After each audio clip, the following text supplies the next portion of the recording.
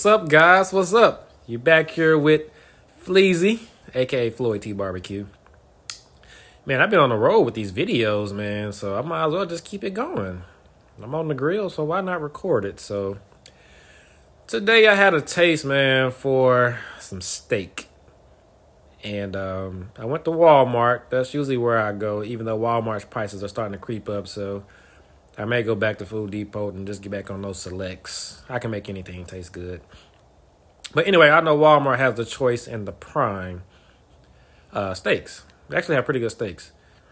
And the Walmart near me, you know, they put out all the ribeyes. They kind of put out meat, I guess, every morning.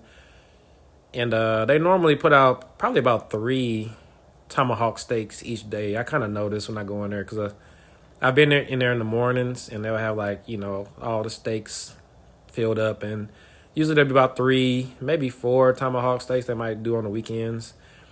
And on the weekends, they usually might be gone by the evening. But today I went in there around 3 o'clock p.m. and they had 2 Tomahawk steaks. So I got one, about $26. Can't beat that for that big piece of meat.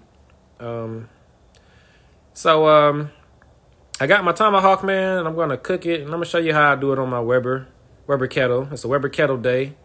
I love cooking on the kettle because it's so easy. It's so easy to set up, so easy to clean. Just the easiest grill to use ever. So Tomahawk steak on the Weber Kettle coming right up. All right, folks, so here is my Tomahawk steak. It's already seasoned and marinated.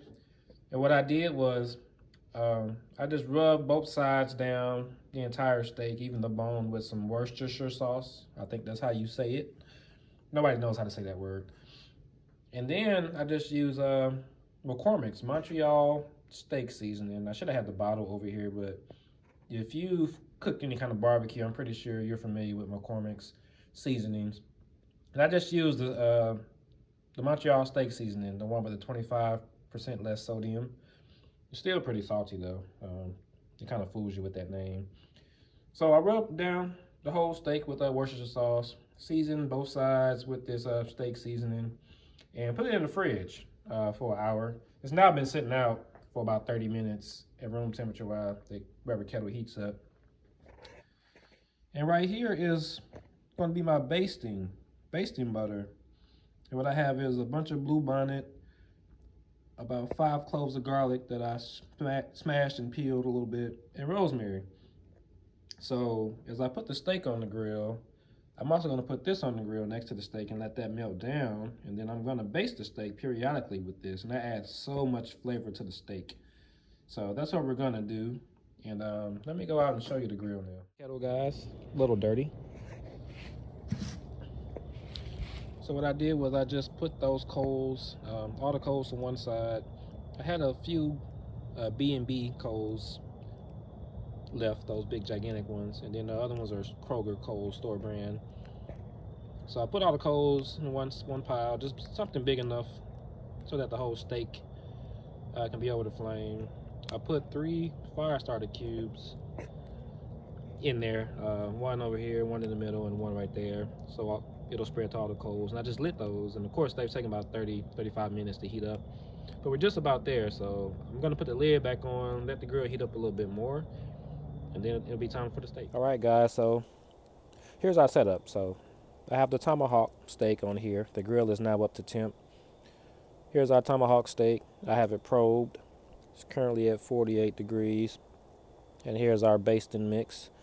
So what I'm going to do is put the lid on the grill and just let this thing kind of come up to temp slowly. I'm probably going to baste it after maybe 10 minutes, or maybe when it gets up to about maybe 90 degrees, I'll baste it once, and then I might baste it once again a little bit after that. And we're going to reverse sear it. So once it gets to 125 degrees, which we got a long way to go, once you get to 125, maybe around like 120, I'm going to take it and then sear it directly over the coals for a few minutes on each side. That butter that's going to be in the meat from the basting is going to create for a great sear. It works great every time, guys. So let me close this up and we'll be back shortly. All right, guys, we're at 81 degrees. So let's see if we're ready to do our first basting. Yes, looks like we are. Our butter's nice and melted. So what I'm going to do is just start basting. All right, I had to get some more lighting. So we got our mixture right here, and we're just gonna baste. And I'm just gonna kind of dab it on. I'm not really going to rub. I don't want to rub the rub off. And this is gonna, you know, that rosemary with that rosemary and garlic, and it's just gonna be wonderful. So wonderful. Get this side. Get this side over here as well. Get all the sides. Doesn't that look amazing? And the cool thing about the tomahawk steaks that I like is that the bone does get hot, but hey, I can just flip it like that. There you go. Make sure my probe is not touching the grill. And this side is going to get basted as well. Let's baste.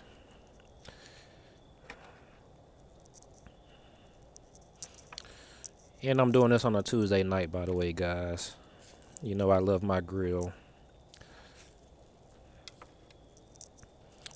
Let's get this side. Looks a tad bit dry. There we go. There we go. Alright guys, that's it, man. So I'm gonna actually stop basting for now. My headphones came out of my ear. So anyway, I'm gonna stop basting for now and cover it back up. And maybe when it gets to about maybe 105, 110, I'm gonna baste it again. Alright guys, we're at 101 degrees. And I'm gonna baste again. Let's see what we're looking like. Ooh, that thing is pretty. And once again, I forgot my flash. Give me just a second. There we go, hard lighting. So, I'm gonna baste again. I'm gonna baste the top.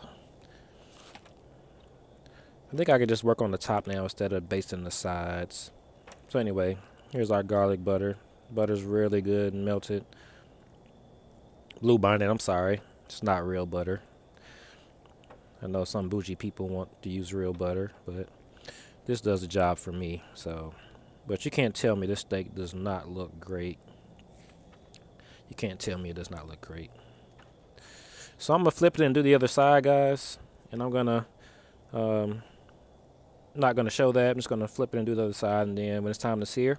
All right, guys, we are at 124 degrees internal temp on the tomahawk steak.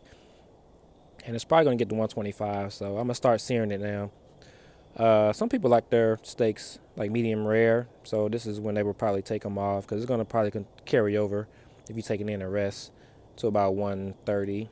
But I like mine's medium, so I want to get to about 140, 145 on my temperature. So tomahawk's looking good. Our Blue Bonnet is over here chilling. So what I'm going to do is I'm going to sear the steak now and sear it on both sides for maybe, 2 to 3 minutes, depending on how things are. And I'm going to let these coals kind of heat up a little bit with the lid off the grill. And once they get a little bit more hot, I'm going to put this steak over there and let it sear for a little bit. And then I'm going to baste it one more time after I sear both sides. And that sear is usually crazy when it starts to sear and it starts to flame up. I got to get some good video for you guys to see that part. So coals are doing okay. I'm gonna let them heat up just a little bit. They're getting a little bit hotter. I can see them now starting to glow a little more. And then I'll show you this good old sear. All right, guys, here we go with the searing process. So what I did was this side right here was down first. I just flipped the steak over. The coals are kind of just about burnt out, but they still got a little bit of life left, so I'm letting them heat up. So it's not the pretty flame up that I want just yet, but it's still got a good sear on that side, as you can see, just from sitting on there for about maybe 7 minutes. The coals are still heating up. You can see a little smoke coming off. So while it's not the flame sear, we still got a little sear on it, and that's great. That's great. So I just flipped it over. I'm going to let the other side sear. Hopefully we'll get some flames up from these little bit of burnt out coals that are left. If we don't, we're still getting the sear, because that's a pretty ass steak right there. And actually some butter might help. So let me go ahead and baste it a little bit. Let that drip down and see if that helps the flame up a little bit. So you can't ever baste too much, man, because that's just all flavor that's going to go into that steak. And then when it rests, oh man, just wait. Look how pretty that is, though. You can't tell me that that is not a pretty tomahawk steak. And every time I do this, I do it the same way and I get the same results. So we're going to let that just sit there and sear. And once I feel like I got a good sear on both sides, I'm going to probe it just to make sure. But it should be around 140 since it is cooking right directly over the coals. And then we'll take it in, let it rest. And I'll cut a little piece just to show you guys what it's looking like. But there's the bone. The good old trusty Weber kettle, man. You can't go wrong with a kettle. All you really need is a kettle, really. You can do everything with a Weber kettle. I got 2 other grills sitting right here, covered up. Pellet grill and my Kamado style grill. And my Weber. And I want to get a drum smoker, too. I see those so much. I definitely want to get one of those just to play with it and learn how to use those as well. But anyway, let me stop digressing. Tomahawk steak, let's let it sear. We'll be back. All right, y'all, here is our finished tomahawk steak. And let me tell you what happened. So I wanted to get some footage of me flipping it and basting it one more time. Just due to those coals kind of burning out. I could have put some more coals on there to heat it back up before I seared it, but I didn't. But anyway, it was still hot enough to still sear it, but not with that pretty flame that you like.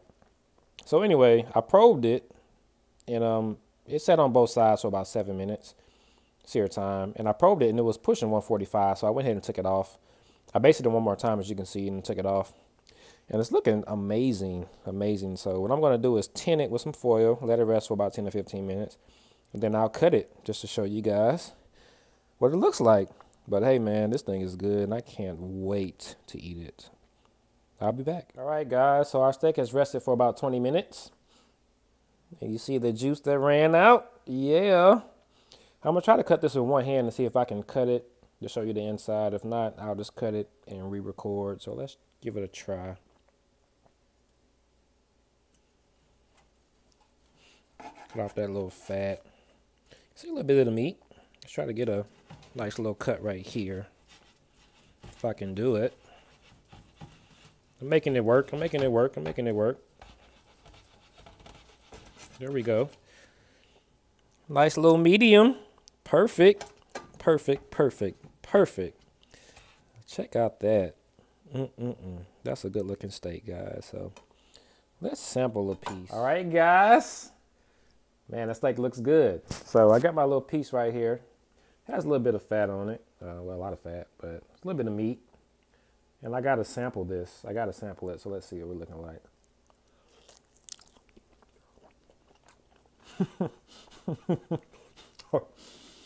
It's so good. It's so good. Man, it's so good. You got to try your tomahawk steak this way. Now, actually, you can really do any steak this way. The tomahawk just kind of works good when you bring it up to temp because it's so big.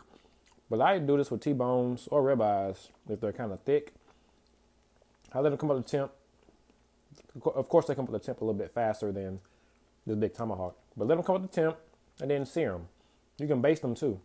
With thin steaks, I don't really do all of that. I just cook them directly over the coals, flip them a few times, take them off. Because I like my stuff medium. So, but this is good, man. So I hope you enjoyed the video. Like, subscribe. And I'm coming with more stuff. My favorite sweatshirt on. So anyway, man, thank you guys for watching this video. I hope you learned something from it. These tomahawk steaks are great. I got to eat. So I'm about to eat. Anyway, thank you for watching. And happy cooking.